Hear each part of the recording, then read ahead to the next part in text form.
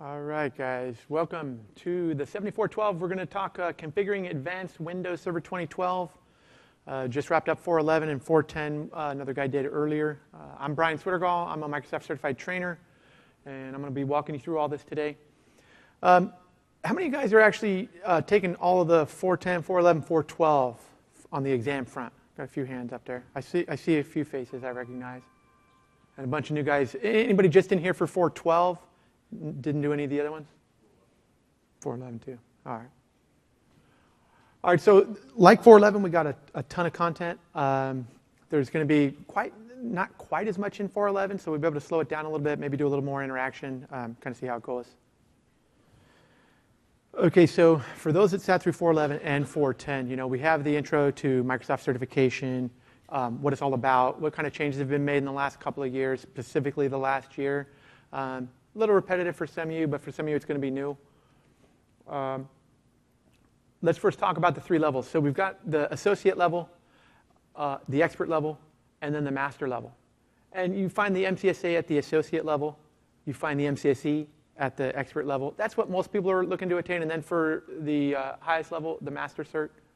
A lot of people will climb from MCSA to MCSE and continue on depending on what your goal is. And then MCSE is a little different today, right? If you go back a little while, you had MCSE, everyone's kind of the same, they know the same kind of stuff. We've got a bunch of different MCSEs now, and they're totally different technologies. You got the private cloud, focused more on System Center and integration hybrid environments. And then you got the server infrastructure, which I call it the traditional MCSE, more AD and infrastructure related. And then you got the desktop side. You really haven't had an MCSE on the desktop side before, so that's a high-level desktop guy. There's a bunch of different paths that you can go down. The 4.12 today is one of the exams that gets you to your MCSA. So it's 4.10, 4.11, 4.12. You got your MCSA. We'll talk a little bit about that as we come up here. So if you already have a certification, specifically the stuff in the blue here, MCITP, EA, for instance, and some of the other ones, then you may want to bypass the 4.10, 4.11, 4.12, and just go straight to the 4.17. So for those that are doing that, this will give you good information for a portion of the 4.17, but it only represents the one portion. Maybe you feel good about the other ones, and some of you have been sitting in all three of them today, and so you would have enough to go take the 4.17 or go the other route and just do 1, 2, 3. Right? All right, so one of the things I tell everyone is the website has all of the stuff we're going to talk about today. Not the information, but the high-level OD and topics. So if you go up there, bottom side, skills measured, there's a list of every single kind of high-level thing you're expected to know when you take the exam. We're going to walk through it. The way the PowerPoint's laid out is took them right off the website, have the high-level title slide, and we'll talk about all the bullets. Every single thing you're supposed to know, we're going to say something about. I'm going to give you one exam tidbit, one command, one tidbit that just will maybe get you through a question or a scenario, or maybe direct you to some extra studying or something like that. So we're going to talk about all of them. So what to know, what to expect, the anatomy of the question. If you guys haven't taken an exam in a long time, Microsoft specific, you may not be familiar with how things are laid out or the item types. We're going to talk a little bit about that before we dive into the actual content. So all of them are the same sort of basic layout. They call it the item stem, and it introduces who you are. You're a sysadmin. You work for so-and-so. You got a certain set of technologies in place, or you want to put them in place. And you either have a problem or you have a goal you're trying to reach. Hey, you need to do this. You need to do that. You need to ascertain why this or why that. What should you do? And then you get your answer choices and you select one. But let's talk about how those might be shown to you instead of in the general question and answer multiple choice format, because there's a bunch of new formats. So this is a representation of most of the formats that are out there. The one that I kind of just gave you right now is the multiple choice, right? You might have a choose one, choose all that apply, choose all, choose two, something like that. But the ones you really want to know about are all the new ones. We talk about build lists, best answer, active screen, hot area. A lot of you guys are probably looking at these terms and saying, hey, what do they mean? So all of this stuff is fully detailed out on the Microsoft site, Microsoft Learning site specifically, and then on the Born to Learn blog. So you get some blog posts about these item types. And in fact, there was a blog post recently about a new style of case study that they're thinking about doing. And you can run through the case study video and actually put your input in about it. And then they'll use that input to kind of finalize that particular item type. And then they'll bring it into the exam. That's how a lot of these got up there. But for some people, when you go into an exam, the last thing you want to be focused on is like the question type. How do I do this? Do I drag it into the right place? So I kind of tell people, go and check them out ahead of time. Get comfortable with them. You can actually run through some demo stuff on the site. And that way you're just focused on the content and getting to the right answer. So these are the high-level objectives. We have 6 of them. They each represent about 15 to 20%, usually something like 17, 18%. So each of the sections, you got to kind of be pretty strong on. You can't, you don't have like a 60 or 70% on one of these and you just nail that down and you're good. You really need to know about all this stuff.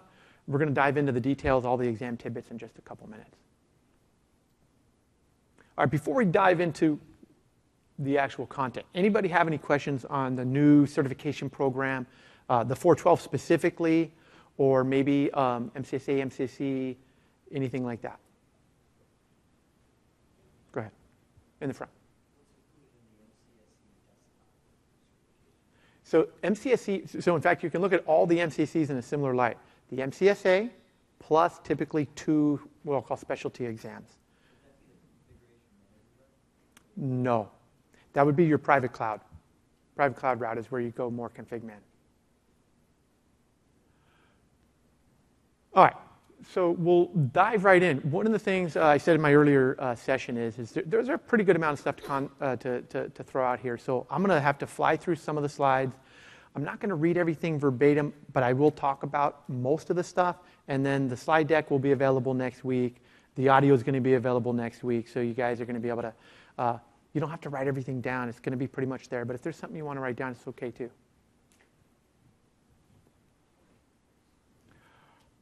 All right, so first topic, configure network load balancing. I got 2 slides on this. First things first, we've got to know how to install this thing, right? Install Windows feature, that's the PowerShell way. That's going to be the primary way you want to think about for everything we cover today. You've got to know how to do it in PowerShell, how to install it. And then you want to know the caveats, the prereqs. For NLB specifically, the node's got to be in the same subnet. So people thinking about, you got a branch office and a main office, probably not in the same subnet, probably not going to be an NLB candidate.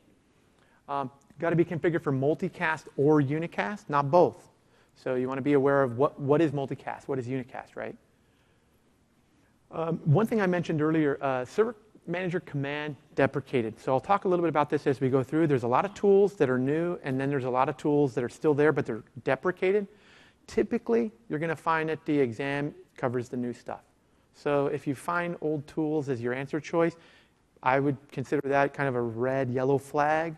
Look for something newer, look for PowerShell. This is a good example here for Server Manager Command because you could do it with that too. So adding a host to a cluster, you put up an NLB cluster. How do you add a host? Get NLB cluster, get your cluster name, and then you pipe it to add NLB cluster mode. You don't really need to know a whole bunch more PowerShell than the basic stuff here. You know the commandlet name, you know how to pipe the output of the commandlet to another commandlet. That's about as far as it's going to go. If you can know the commandlet names, be familiar with the verb, noun syntax, that's going to be probably all you need to know for the exam. We'll dive into a bunch of these as we walk through some of the different technologies. On client affinity, this is a setting when you're doing NLB. Be familiar with none, single, and network, because this is definitely something that could be called out in an item or two. And you're going to want to know, you're going to get a series of requirements that, hey, I want all client computers to always do this. And then you want to kind of match that up, right? And then a little bit more network load balancing. You got to configure the port rules, multiple host, single host disabled. You want to know how to do it with PowerShell. Same thing.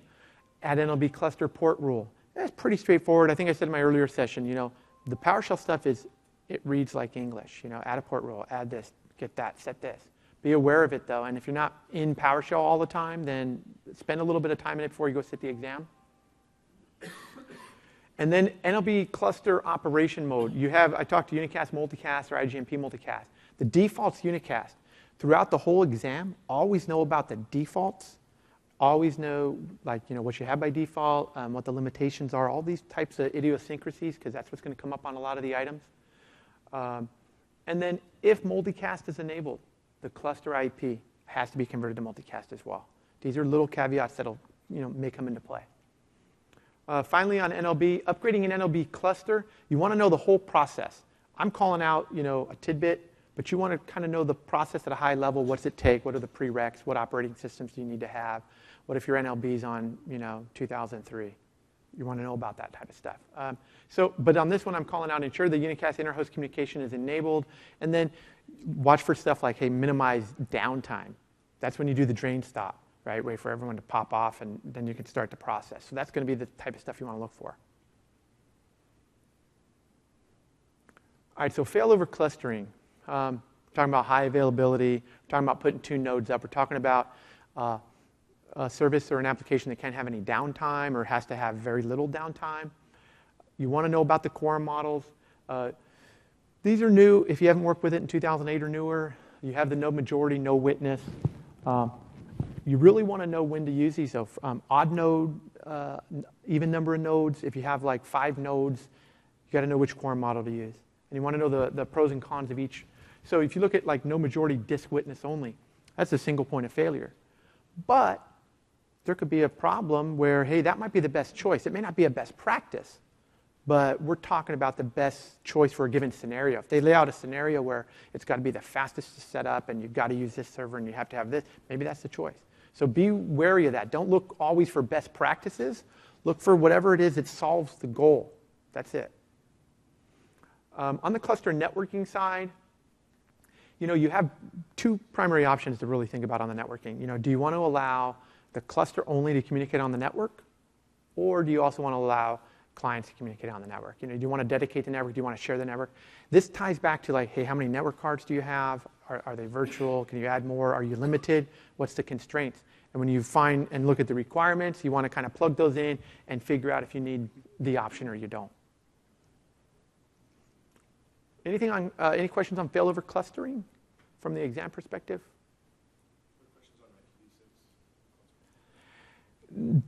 Don't expect to see any IPv6 on cluster, yeah. So, when you think about the exam topic, configure failover clusters, they could hit you with any of the prerequisites, like OS level. They may try to throw you with like data center version or standard version, those kind of things. It's all going to be prereqs. So you want to be familiar with that. I wouldn't expect much on the storage specific, at least for this section. And now we get into a new section where we talk specifically about cluster storage. So a couple things. I think the first thing, if you were going to spend any amount of time on storage specific to failover clusters, you're going to want to spend some time on CSVs. How many people are using CSVs in their environment? Only a couple.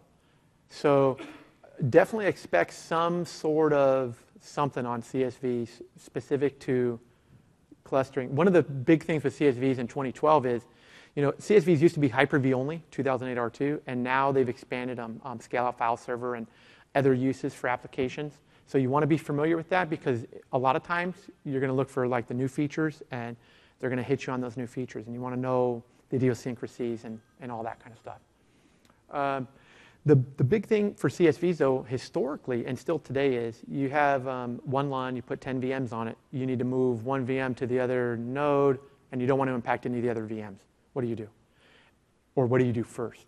And first, well, you got to move them to a CSV first. But you're going to look for stuff like that because you're going to have those prereqs. You want to know what CSVs do, and you want to look at what the requirements are and really look carefully. Storage pools. This particular thing is covered, I think, in 410, and then from a cluster perspective, it's listed here. So don't think of it from a standalone perspective. This is new for clustering is the storage pools. You want to know about the thin or thick provisioning of them. Add more disks as needed, and then I put a sample commandlet down there for you. So another new one is the cluster aware updating. So a lot of you guys probably have at least a cluster or more, maybe a bunch of different clusters. You go to do your monthly patching, and everyone's got a technique. Maybe you patch up the inactive node and reboot it, and then you fail over, and then you patch the active. Cluster updating is really all about making that easier. And just knowing what it does and what its capabilities are key. You might get a scenario where it's like, hey, you need to minimize downtime, you need to do monthly patching, you have all these clusters, which technology should you use? Cluster-aware updating. It's probably not going to get too deep into this specific thing, but I list a few things. Updates itself on a schedule, and then you got remote updating mode, which is you can update from the coordinator machine. I would review this one time, know about what it does. It's probably going to be enough for you.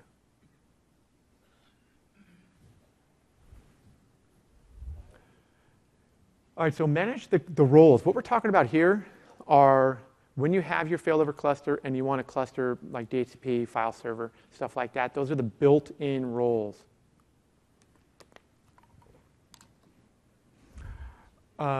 So if you don't have a built-in role, but you want to, and I'll point you out to, I don't list them up here. Maybe I list them in a slide or two. Well, actually, they're on the top there. DFS namespace, DHCP, file server, virtual machine. If it's not one of those, then you drive down into the generic options. Generic application, script or service. You want to know what all three of those are and how they vary and what the differences are. In the parentheses really is what key to remember. Like, the generic service is any Windows service. So if you have an application that runs as a service, that's the one. You might get caught up because you might see a scenario where it's an application but it doesn't run, or it's an application but it runs as a service. And they'll call it out like that, and you got to be careful because is it a generic app, or is it a service? Always remember, if it runs as a service, it's a service. So, all right, so we're switching gears here. We're going to talk manage virtual machine movement. So we're talking about live migration, and first let's talk about non-clustered virtual machines. What are the requirements to move a non-clustered virtual machine? Got to be in the same domain or with a domain trust. That's it. So when you see a scenario where it's a standalone box, not a domain, and you're thinking about, hey, you need to get this over to the other side as quick as possible for maintenance, it's not live migration. And you want to be able to call that out right away off the top of your head. Clustered virtual machines, got to make sure the network's configured for live migration. Troubleshooting scenario, you're trying to live migrate the machine, you can't do it, what's going on? It's not enabled for live migration. And then the PowerShell, move, cluster virtual machine role, name, node, target, one VM at a time. You might get a scenario where it's like, hey, we need to move 10 VMs over as fast as possible. What do? Well, do you do one at a time with live migration, or do you do a quick migration? You want to be able to differentiate between those. And then let's talk about quick migration. So you can move multiple VMs simultaneously. So that's key. Big thing, though, right here at the bottom. Downtime likely to be noticeable. So if you have Hyper-V in your environment, or if you have access to a Hyper-V box or a home lab or something like that, I recommend what people do is they bring up their machine and bring up Notepad or a ping, constant ping, move a machine, and watch what happens. You drop a ping, you drop Notepad, you drop an RDP session. Be familiar with that for the quick migration and the live migration. So that way you can go through the scenario and be able to answer to it. Because the requirements are going to be different and varied. We've got 3 slides on this. So you can also do a storage migration. Running low on disk space, what can you do? What are your options? One of them is perform a storage migration. Got a new SAN, faster SAN. Want to move some of the storage over there, speed up your VMs, that kind of thing. Call out the PowerShell again, move VM storage, very straightforward. One thing I want to point out, highly unlikely that you're going to see like a commandlet like move VM storage and then have it duplicated and have one letter off or capitalization or something where you're kind of like, wait, is that a period or a dash? They're not going to try to trick you like that. Knowing the commandlet name by itself goes a very long way. So import, export, copy VMs. I call it the import VM, the path, copy switch. The key here, generate new ID, that doesn't really, people read that and go, what does that mean, generate new ID? Well, that's to allow multiple imports to the same VM. Think about it like a template, a poor man's template, I call it, right? Because if you don't have System Center, that's your template. Export a VM, that's your gold image. You can import it multiple times. Got to use a generate new ID. Otherwise, you lost it, and you got to re-export it and all that kind of stuff. So that's probably the key thing there. With the export VM stuff, Very straightforward if you've never done it. You export it, right-click export. You can do the export VM. There's no options. You just choose where it goes. That's it. You're done. And then final slide on the virtual machine movement. Migrate from other platforms. Make them up. So, you got Virtual Machine Manager. I call out a few things here. You may or may not see any of this stuff on there. One thing I want to point out, though, is the disk to VHD. So you don't have VMM, let's call it out. What tool do you use? You'll often find questions on the exam is what tool do you use? And it's simple. You don't have to know you don't need to know the whole command a lot of times, but you got to know the tools. What do they do? What are their constraints? What are the prerequisites? Disk to VHD, I tell a lot of people, run it one time. Before you go sit the exam, run it one time, do something with it. And that will go a long way. V2V from VMware. The only thing I want to point out there is uninstall the VMware tools. And you go to TechNet and you talk about doing a V2V from VMware, and the first thing you see is a big box. Uninstall the VMware tools. Because the Hyper-V version of the tools is going on, right? All right, so that brings us to our first example question. These things are, I just wrote them up based on, the OD. So you're a system administrator for Contoso. You manage a Hyper-V failover cluster. All the VMs are stored on a single standard clustered disk. You need to move a single VM from one node to the other without impacting the other VMs. What should you do first? We got an extra W. And we talked about this earlier already. I gave it away. So that's going to be perform a storage migration to the cluster shared volumes. And the key on these is when you're taking these exams, watch for those questions. What should you do first? And that's what you should do first. If it said what should you do, you would need to do this, and then you would need to actually move the VM to complete the whole thing. So you want to be aware of the nuances. All right, I guess before we move on, clustering, moving VMs. Anybody want to talk for a minute on that? Any questions?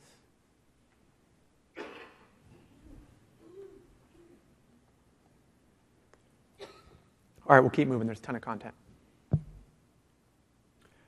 Configure file and storage solutions. We're talking mostly advanced file services, dynamic access control. That's going to be huge, and optimized storage. For those that have taken the 410, you'll see like file and storage solutions on 410, 411, 412, very similar stuff. It's all different. Every exam, it's a different topic. So if you felt like you passed 410, you're not ready for 412 yet. So advanced file services, let's first talk NFS. Knowing that you go between Windows and Unix, install NFS role, export some volumes. Continuous availability, VMware support now, that's kind of new. And then the add Windows feature, file server, NFS services. And then that's the PowerShell commandlet to do an NFS share if you got some Linux hosts out there. That's about all you really need to know with NFS. They're not going to dive deep into NFS. Helpful to know the basics, though.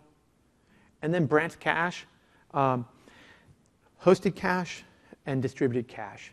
That's the only thing you need to know about branch cache is what are the differences and when might you use one over the other. You got a branch office, you got a file server.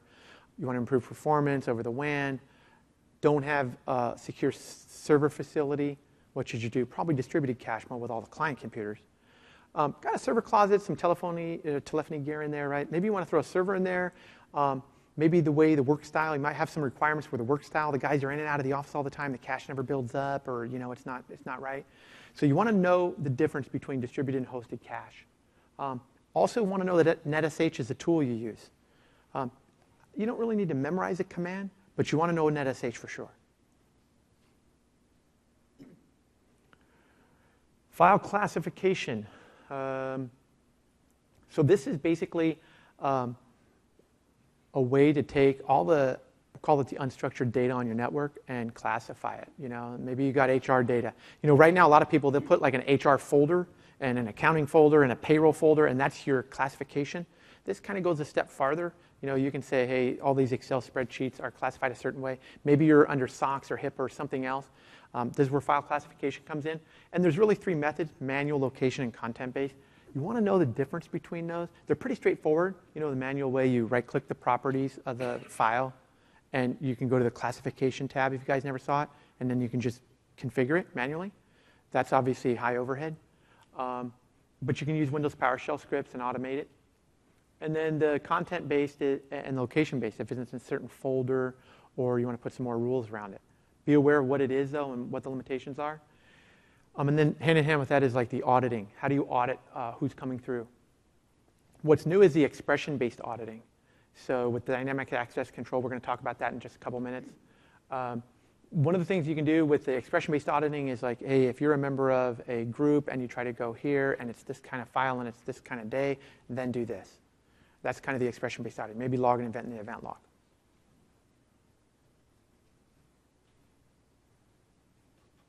All right, so let's talk about DAC, Dynamic Access Control.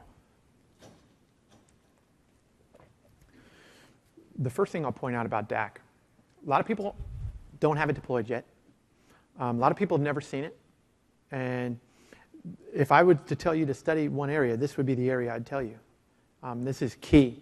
I wouldn't take the exam unless you have a pretty good feel for it. You don't necessarily have to have it in production, but you've got to touch it. Go through the configuration process one time, kind of see the order of things.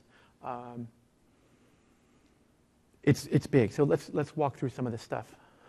So configure user and device claim types. You want to know that a user claim is associated with a user attributes. Pretty straightforward. Resource attributes or properties for use and authorization, like, hey, you're from a certain city, country, you got a certain extension attribute configured, right? And then event 4626 security log monitors user and device claims. So may come up in a troubleshooting question or something. And then policy changes and staging. So this allows you to kind of stage everything. If you ever use like the advanced group policy stuff where you can kind of stage and test stuff ahead of time, it's kind of similar. And when you stage policies, you don't get grant or deny, it's just audit. So a lot of times people do that at the beginning and kind of see what they're going to work with, and then they'll go through and configure it for production. So the caveat here, Windows 8 in 2012 must use DCs that run 2012, or the authentication will fail. Certainly could come up in a scenario, so be aware of that. One more on DAC. So access denied remediation. This is kind of a cool thing. A lot of stuff in IT is going to the self-service stuff, right? Self-service password reset, self-service group management, all that. Self-service, hey, give me access to the files. That's kind of what this is. Users can request access from the data owner. Knowing even who owns the data is like a big, huge step, right? So that's part of the process. And then you can send out an email to the data owner, so-and-so. It's sort of like, for those that know SharePoint, you know, you get to like a site and you can't get access, request access. It's very similar.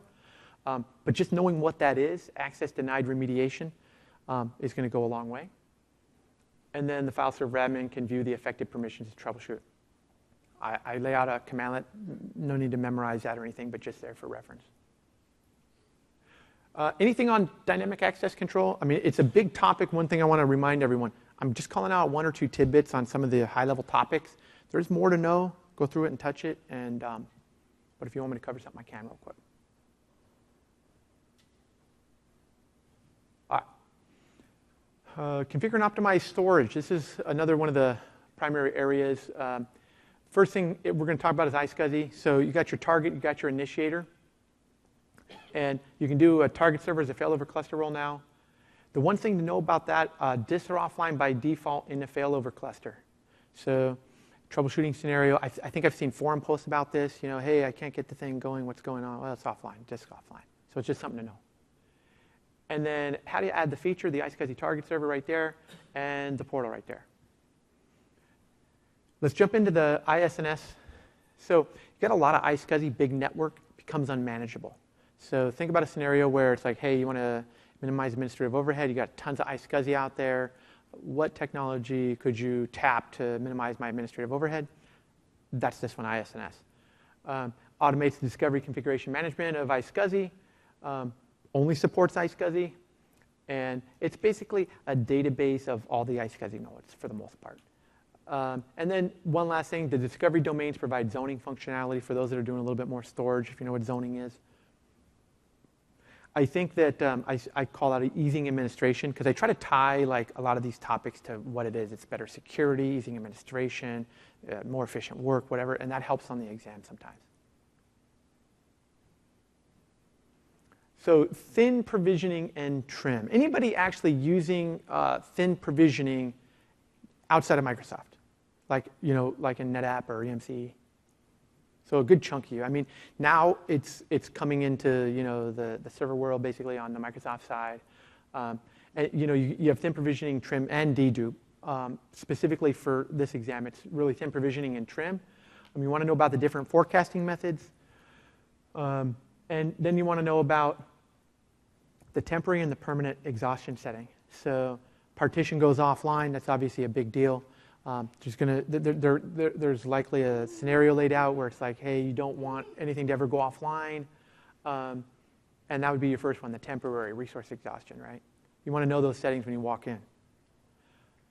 And then free space, features on demand. So, back in the old days, you put the i386 folder on a server so you could always install stuff without getting the disk. And now everything's really on there, so you can install features and roles like without having the disk. And now what I'm talking about here is taking all of those off to save disk space. It's called out in the OD. I call it out here. I don't think it's a big deal, but it's good to know that you can actually uninstall the binaries off the server. And thus, when you go to install a role where the binaries are removed, you got to point it to a source, or you got to add the binaries back in. It's a little tidbit. It's called out in the OD, so here it is. All right, so example question. You're the system administrator for Contoso. You have a main office and a branch office. Single file server at the main office. Branch office does not have a secure facility. High latency connection. You need to improve the performance when they access documents. What should you do? And from our discussion earlier, we should do the distribution cache mode. Distributed, it should actually say distributed cache mode. The key there, of course, is we don't have room for a server.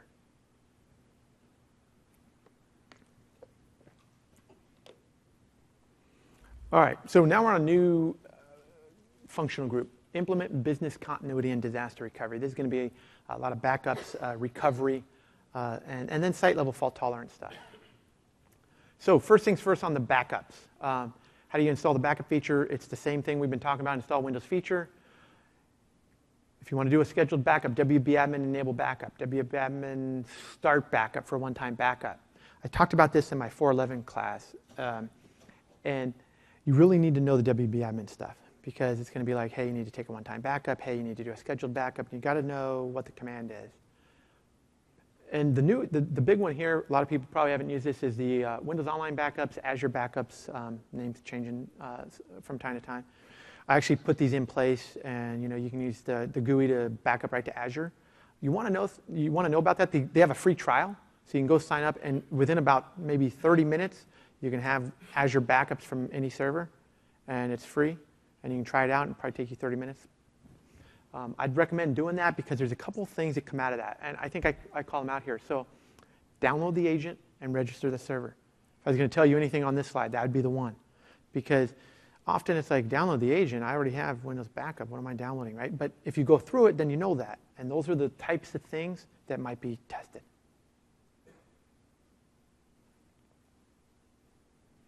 And then configure manage backups, last thing, VSS setting using VSS admin. You want to know what VSS admin does. Run it a couple times from like your file server, if you have it enabled. It'll display your shadow copy backups, all the properties. And if you want to create a shadow for a specific volume, you can run that command. This is specifically called out as part of one of the ODs, right? So when you see a command like VSS admin as part of the OD, you've got to spend some time with it. Before we move forward, anybody want to go further in any of that?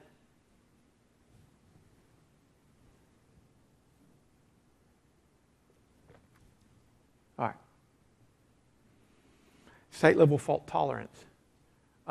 Specifically, we're talking about first is Hyper-V replicas.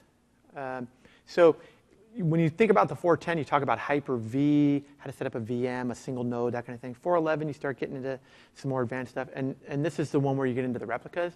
So a replica is basically you take a VM from one host and you replicate it to another, and it can be started on the other host. There's specific requirements and specific ways it communicates, and you want to know everything I've listed here. You kind of want to know. The situation we talked about, planned failover and unplanned failover. These are the perfect exam scenarios that somebody would write to. You got an outage coming up, data center shutdown, electricity's going off. You want to do a planned failover. What should you do? And you want to know about that process. no data loss is key on that particular one. Then you got the unplanned failover. If somebody says, hey, we need to do a failover but no data loss, well, you can see right away that the unplanned one would not be possible. You want to know those caveats. All right, so configuring multi-site clustering. Using failover clustering with the quorum, even number of nodes. I talked about this in the 411 stuff. For those that didn't get a chance to sit in that, the deck will be available with the audio. So I tell a lot of people, 411, 412 kind of go hand in hand. You probably go 411, then 412. Look at the content from both, because you might get little pieces from each one. They're both produced independently. So. And then you want to know some of the theoretical limits, 64 nodes, 8,000 virtual machines. It's probably not going to be tested on, but it's good to know. All right, so next example question. You are the network administrator for Tailspin Toys. You need to ensure that users can get to the previous versions of files on the file server. The files are stored in the D volume. What should you use? And this is a common scenario. What tool should you use? It's going to be on the test. Maybe not this particular tool, but just what tool should you use to do certain things? You're going to want to know the tools and what they do. Be able to call them out from this. All these are valid tools, but they have nothing to do with the previous versions except the one.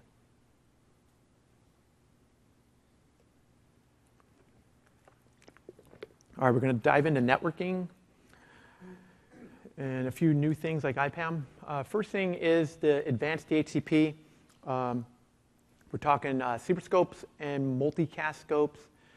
The one thing to know about superscopes is you got to know what a superscope is. That's going to be your basic thing. And you want to know the commandlet. Thing is nice about the PowerShell stuff is you can really pull the commandlet out of a list. If you see a list of tools and one of them is a commandlet and it says DHCP, it's probably the one. Because it's PowerShell number one, and then it's laid out like noun verb, so you can pick it out pretty quick. The multicast scopes, you want to know what multicast is. Send streams to send one stream to multiple computers. It's supposed to save bandwidth. WDS, multicast, those are the typical uses. You just want to know what that is, what the difference between that and unicast. And then let's drop into DHCP v6. So you got really two choices. Acquire like DNS settings or other settings, non-IP, or acquire IP and DNS from DHCP for IPv6. You want to know what the difference is, stateless and stateful. Just know the definitions. That's all you're going to need. And then finally, how to add a IPv6 DHCP scope.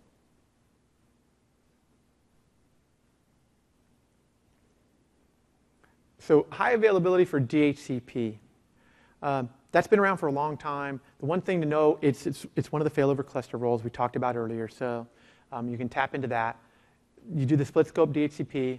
You can only do 2 servers. So you might get a scenario where it's like, hey, you need high availability DHCP. You have 4 sites and 4 DHCP servers. What should you do? Make 1 cluster, make 2 clusters. It's going to be stuff like that. So always know those caveats. And then IPv4 scopes and subnets only for the high availability stuff. Same scenario, right? It's got to be IPv6. You need it to be as highly available as possible. What do? Well, it's not a failover cluster. So knowing all this stuff is going to be key. And then DHCP name protection. This one it prevents name squatting. So, if you have a Windows computer and it does dynamic registration via DHCP, in general, it's not going to do duplicates. But if you have a different host, like a Linux box, you can get into those scenarios. This is what prevents that. So if it's in use by a Windows host and a non-Windows guy comes along, the DHCP name protection will be your answer. Maybe it's called out as DHCID. You see a DHCID resource record here. At least tie those 2 things together and know what they're for.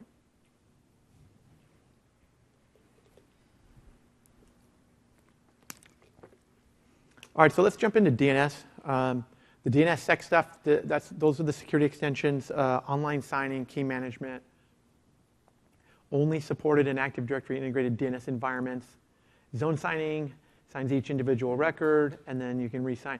The main thing with the DNSSEC is knowing the limitations, and then when you might call it and use it as the technology of choice. It might be something, a security requirement of some sort, but you definitely want to check it out. And in fact, for those that have a lab environment, it would take about 5 or 10 minutes to configure DNSSEC on a zone, and you'd be good to go.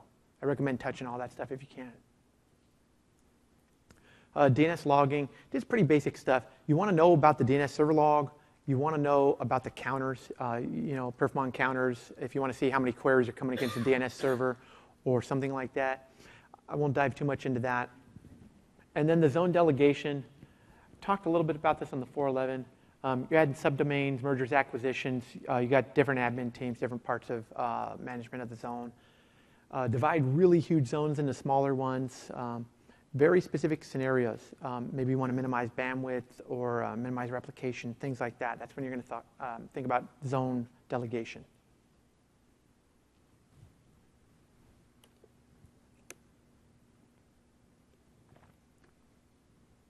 All right, so implement an advanced DNS solution. So recursion. Who here can tell me what recursion is? DNS recursion. Silence. Right up here. So you said the client sends a query to the DNS server then goes to another DNS server. Yeah, so he said client, you configure a DNS server to go to another DNS server to get the answer. Client queries one, he may not know the answer. Recursion allows him to keep going and to find that answer. Go out all to the root hints, find out who's authoritative, come back with the answer. No recursion, obviously, is the opposite of that. But you want to know that type of stuff. And then DNS command, that's going to probably be something you want to know too. So you can configure the server. You can do a bunch of stuff with DNS command. Add records. You want to know what your capabilities are there. So if you see that as a answer choice, is it right or is it wrong? You want to know about that command. Netmask ordering. So based on where the query comes from, if it comes from the local segment, then you want to return a response based on where the query came from.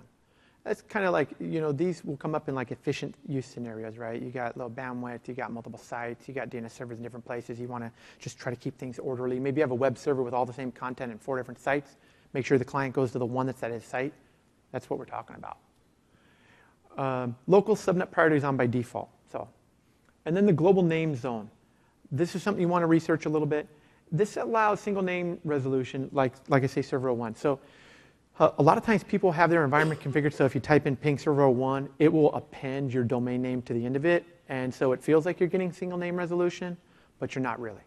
Single name resolution, if you turned all that off, isn't going to work. And that's where the global name stuff comes in. Be familiar with it. I could see it coming out in a couple of questions. Doesn't rely on WINS, and it also has IPv6 support.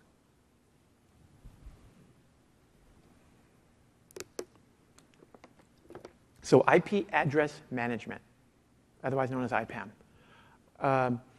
This is new, and there's a lot of third-party vendors. I have a lot of customers that have a third-party solution here. Blue Cat, Infoblox, those are the big ones. Now you can put it as a roll-up on 2012, and it does not quite as much as the third-party stuff, but it does a lot for most people, takes care of their needs. The thing to know about is the different models, distributed, centralized, and the hybrid. And then know that the database is never shared. So these types of scenarios are going to come up. This is a pretty big topic on the exam. So I'd spend ample time doing it.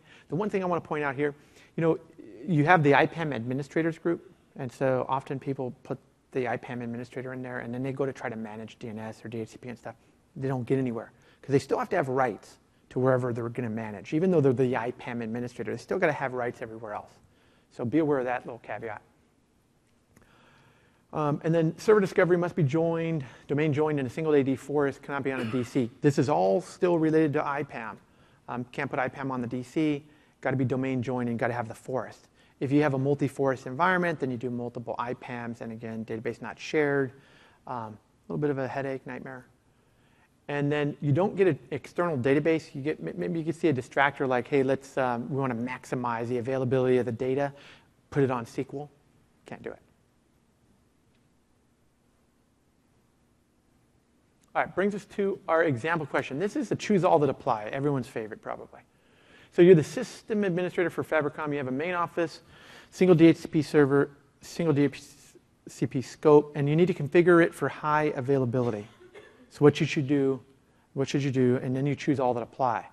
And these become pretty tough, but you need the failover cluster. You got to add the DHCP stuff to the failover cluster, deploy the new server, because you only have one right now. And then you want to add the DHCP role. So tough question, but these are the type of things that come up with the new item types. It might not be in this format. It might be a drag and drop, where all these choices are listed on the left, and you got to drag them, and then you put them in the right order. So just be aware that you may see something like this.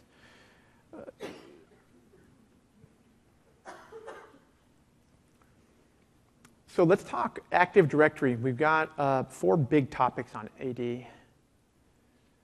So the good news with Active Directory, everyone's probably adminned it and seen it and worked with it. And so some of the stuff is going to be pretty straightforward. Domain functional level and force functional, you got to have all your DCs at whatever the functional level is that you're trying to go to. If you're going to 2012, you got to have all your DCs on 2012. Pretty straightforward. You're likely to get some questions on those levels. It might be for a certain new role.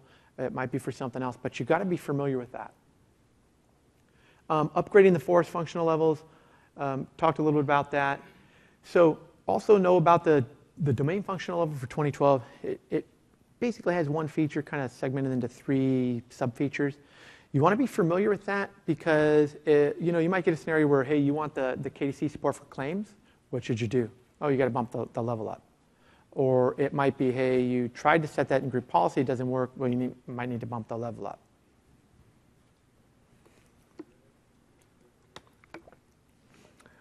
Multiple UPN suffixes. So when you're logging on to an environment, especially a big environment where you have multiple domains, multiple trusts, and you can log on to multiple domains, making it simpler to log on like with an email address, like bswittergall@domain.com instead of the domain and the / stuff that we're talking about. That's where we're talking about UPNs. You want to know about adding more than one UPN in. You want to know about changing everyone's UPN. How would you bulk change everyone's UPN? Those are scenarios that could and may be covered on the exam. So be familiar with that stuff.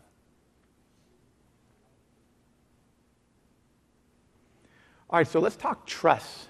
The good news with trusts is pretty much nothing's changed with the basic trust types, right? You have your shortcut trust still. You got your external realm, forest, and domain trusts, which aren't listed up there for some reason. The key thing to study here, if you know your trust levels, is the authentication stuff. When you start thinking about maximizing security, or the opposite, minimize administrative overhead. Because if you go selective auth, that maximizes security.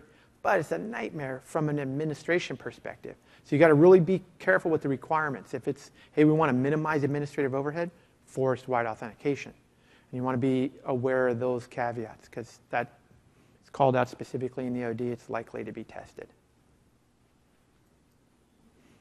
Let's talk just briefly on the trust types too. You want to know about all the trust types, right? So the shortcut trust, picture, your top level forest and a bunch of domains, child domains underneath, and this one trusts this one, and the authentication goes all the way around. And the shortcut trust is kind of just to simplify it, make it faster. You want to know the details like I just described for all the different trusts. When you think about realm, you should be thinking about Linux or Novell. If you're thinking about external trust, then you're thinking about, maybe you're thinking about NT4, and you're probably not going to see any of that. But just know all the trust types too. All right, so sites, talking Active Directory sites. This, again, has been around a long time. Not a ton's changed here, so as long as you know what the basics of what a site is and what it's for, focus on the scenarios about logon times, authentication times being slow. A lot of you probably seen where it's like, hey, the network team added a bunch of wireless segments and they didn't tell you about it. Everyone on those segments is authenticating in Taiwan. We don't know what's going on. Be aware of those type of situations, because for sites, because it's been around so long, it's been tested so many times, there's going to be scenarios like that to try to breathe life into those type of questions. And then knowing the cost. You may get a diagram with 3 or 4 sites, and it's 25 and 50, and this one's 75 and 10. You want to know when you add up the total cost of the links, the shortest path wins, the lowest cost wins.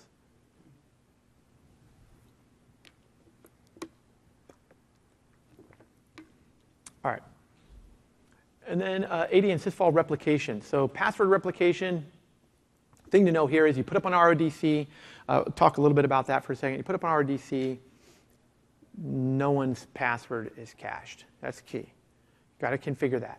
And by default, all your admin accounts, all the people in what we'll call the restricted groups, domain admins, enterprise admins, that kind of thing, set to not cache, explicitly not cache on an RDC. So you want to know about those little things. You put up an RDC, the admin goes log in for the first time, can't log in, WAN links down, what's going on? You maybe want to avoid that. Know the rep admin command, because that's how you're going to view that stuff. And a scenario may present itself. It's like, hey, how do we see what's going on? Rep admin. And you may not be thinking password and rep admin. You'd be thinking rep admin and replication. But with RODC, that is replication, all the passwords, right? Monitor and manage replication is another topic. The Active Directory replication status tool. It's a newer tool. Most of the people I've been talking to haven't ever even seen or heard of the tool. So one thing I'd recommend, punch it into Bing or your favorite search engine and have a look at the tool, download it, it's free, and just take a look. It's a pretty good tool, and it's pretty new. I wouldn't be surprised if it was called out, since it's called out in the OD. And then finally, a scenario, upgrade sysvol replication to DFSR. This was more popular. I think it's a carryover from 2008 R2 for more than anything. Just be aware of the DFSR MIG, like migrate command. That's probably the biggest thing I'd say here. And then I think the domain functional level to 2008 or higher. If you know those two things, you're probably set on that area. So any questions on the last couple of slides before we move forward? I know it's a ton of content, and I kind of got to just fly through, but we do have a little time.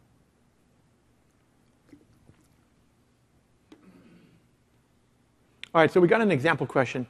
You're the AD admin, Wingtip Toys, just acquired Tailspin Toys. Both companies have Active Directory. You need to ensure that the Wingtip Toys employees can access shared resources in I should say the other environment. Which type of trust should you create? And this would be a very, very common scenario that you would find on the exam. It's going to be some scenario, you have this, you have that, and what kind of trust would you use? And you want to be able to call that out, especially the direction of the trust, right? Some people think you want to know trusting and trusted, and does trusted, is that outgoing?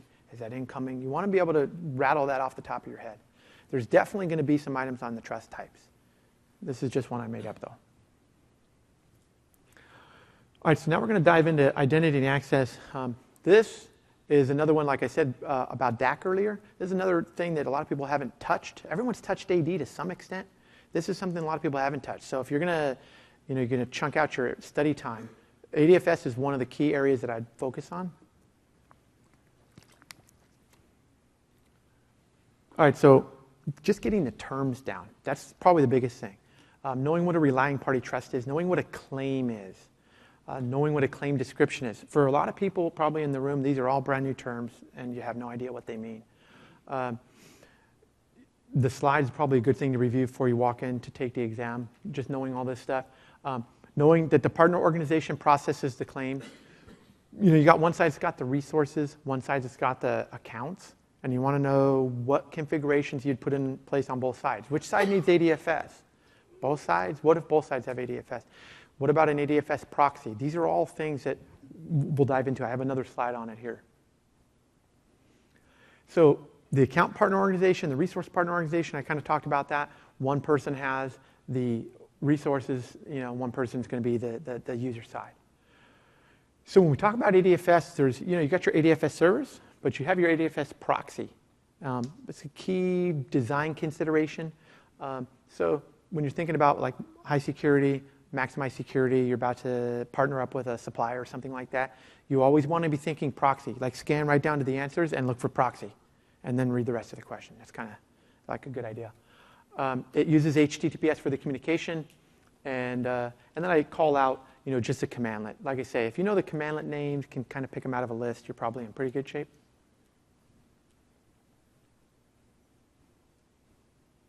All right, so let's talk PKI, Active Directory Certificate Services. You got a certificate authority. That's one of the key areas that's being talked about. You have two different choices. You got enterprise and you have standalone. Standalone and enterprise have very specific caveats about them. Enterprise, when you think enterprise, think about domain, think about auto-enrollment, minimizing administration. Think about the distribution of the certificates. When you think about standalone, what I think about is you're thinking about an offline route. Why wouldn't you want to deploy enterprise CA offline? Anybody know? And in the back? Well, it's actually more than that. So enterprise CA's got domain ties. If you take it offline and you wait long enough, you got a big problem on your hands. So these are little things, just to review, because you really want to know about that stuff. I think auto-enrollment for the enterprise is key. Knowing that when you have the domain-based stuff and the auto-enrollment and the enterprise, that you have automatic trust of the root. You might see a scenario where you need to deploy the root CA certificate to all your clients. Well, maybe you don't want to do that. You want to minimize administration. You want to go back to enterprise CA. The standalone, no ADDS, so that's kind of key. You may have a DMZ environment, and they call it out as no ADDS, but you need PKI. What kind of CA should you deploy? That's your answer. One thing to know, templates can't be used, and then all certificate requests by default set to pending until approved by an admin. So that's high administration. Okay, so a couple other things about ADCS. You got the online responder. So, generally speaking, when you go and you validate, a client computer validates a certificate, is it expired, was it revoked, that kind of thing. You used a list, a web server, something like that. Now we have online responder. Look for scenarios where you're looking to minimize or speed up or make it more efficient. That's always going to be online responder. It's also more up to date. So if something happened an hour ago, CRL may not be your best bet. It's going to be online responder. How do you prevent this from happening in the future? Get to an online responder. It's going to be something like that. And then the backup recovery, the cert util. Got to know that. Just the cert util part is probably enough, but just be aware of this stuff. And if you've got ADCS up in your environment, run it one time. Just back up the key, back up the database. And now let's talk about the certificates themselves. So we talked earlier, certificate templates got to be enterprise CA. You can add a template via PowerShell. The auto-enrollment's probably, on this particular slide, the number one thing. You got to know how it works. Where do you go configure it? What are the requirements? I call out what I consider to be the most important stuff. And you can update certificates that use the certificate template. You can renew expired certificates. And then the GPO area. You might get that called out. Some of the hot area items, if you guys haven't seen them, they'll call out the actual group policy management console, and it'll be like 10, 12 choices, and it'll say, select the area where you would go. And so just being able to call out the path. You don't need to know everything, but just like being able to call that out. ADCS, PKI, public key, that kind of thing. And then at the bottom, key recovery. You got to configure the certificate template for key archival, and then you've got to enroll users based on the new template. So what a scenario for this particular thing is that you've got a certificate template. It doesn't have key archival. It's been distributed. You select it for key archival, and then somebody loses their key. You want to do a key archival recovery. It's not there. They're not part of the new template. They never re-enrolled, that kind of thing. So you want to know the order of how things have to happen. All right, so let's talk ADRMS. This is another one, kind of like ADFS. A lot of people haven't touched it. Let me get a show of hands. Who has run ADRMS in a production environment? Oh, we got a few people, probably 3 or 4 people. You will be tested on ADRMS on the exam.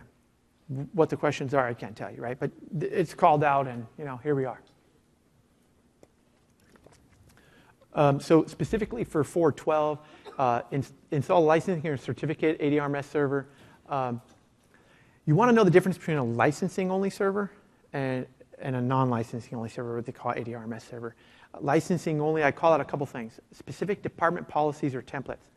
Let me briefly talk ADRMS. So what it does, allows you to use Office products to encrypt and make sure so-and-so can only print, read, or not do anything with it. Email, do not forward, that kind of thing.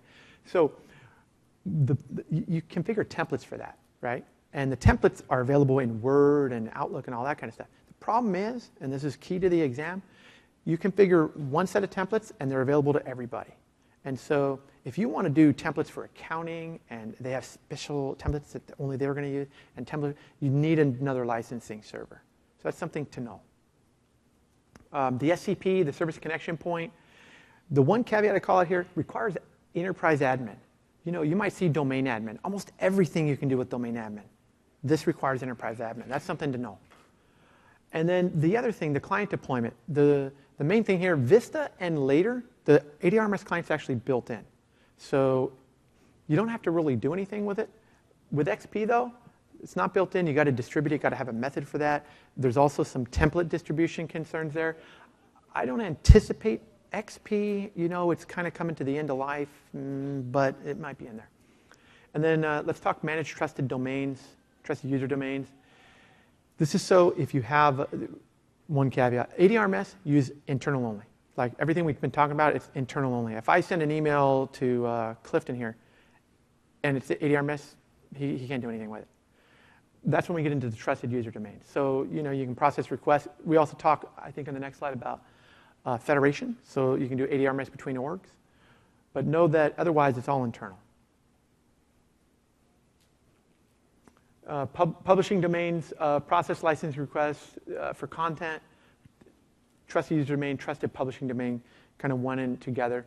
The federated identity support, this is a key one because it's going to be, hey, what do I need? I want to do ADRMS between two different orgs. What should you do first? And it's like ADFS. You can do it without ADFS. You want to know how these technologies tie together, what to use. I talked a little bit about this earlier. Template distribution is automatic for Vista and later. You get that XP caveat. You can do it via GPO, script, central location, something like that. And then there's also something called exclusion policies. So for ADRMS, you can say, hey, look, you can't use ADRMS unless PowerPoint's version 14 or higher, or your ADRMS client is a certain version. Long time ago, there was a security incident with the ADRMS client, and this would have been played a key role at the time. And then the users, if you want somebody to configure them so they can't use ADRMS, you can actually exclude them. You want to know about that kind of stuff because maybe you want to deploy ADRMS for the whole environment but not the accounting department. What do? You exclude them. Those are like the scenarios you might run into.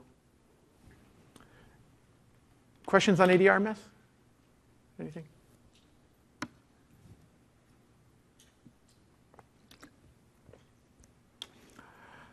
All right, so let's talk about the related content. I know we flew through that pretty quick. We can talk some question and answer session. We probably have a few more minutes. There's a couple of breakout sessions, a couple of hands-on labs. We talked dynamic access control. If you have time, it would definitely be worth going to see that because that one's one that, you know, like setting it up in your home lab or your work lab, it's quite a bit of effort and work. And what I picture people doing is trying to go through that and going, oh man, forget it. I'll just hack through it. And maybe that'll be the 2 questions you miss and you fail the exam. So if you get to that. And then the 412, 417, 411, 410, all that stuff's related. I'm going to be around at the info desk and at the study hall tomorrow, the next day. If you guys want to chat more about the exams or my experiences or anything like that, stop by. We'll go through it.